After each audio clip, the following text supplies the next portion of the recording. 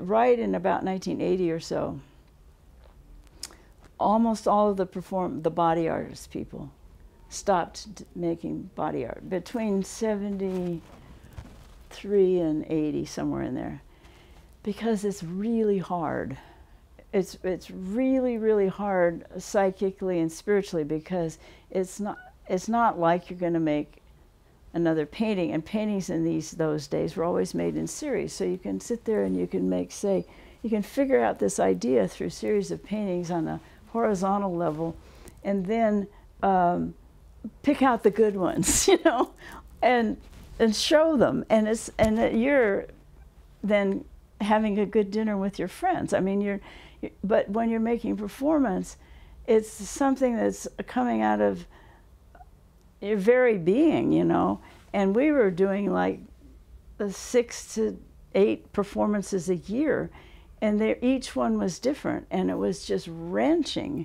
And pretty soon you're just completely burnt out. I was, and I think everyone was, and we just couldn't deal with it anymore. I know Paul McCarthy his psyche was getting all blown about. I mean, and so Paul and Chris started making objects and environmental, you know, installations, and Vito Acconci started doing these recorded things where there's not really him there anymore, and Nancy Buchanan started doing video work, and so I thought, and I mean, I wasn't exactly comparing all that because it was all happening at the same time, but I thought, I wonder if there's any way I can continue to do body art but not have it kill me. That it was really what it was.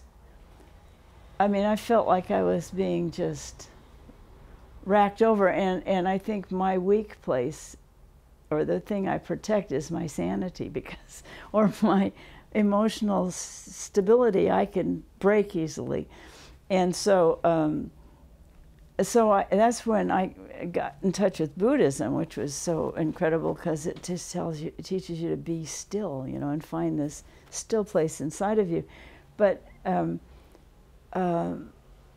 so that was the key. I mean, it meant that I wasn't able to do such tough work anymore, because the tough work came from a kind of Christian frame of reference in which the artist, it's a Christ identification, really, because you're just this tortured being, you know, and that's really what it felt like psychically. And so I couldn't handle that anymore, and so by going to Buddhism, where you don't have to do that, you just can be peaceful and quiet. It meant, though, that the work I did became more peaceful and quiet, and it's not as compelling to the art world, because the art world loves to see you suffer. It loves to see you go crazy. It loves to see you on drugs and dying of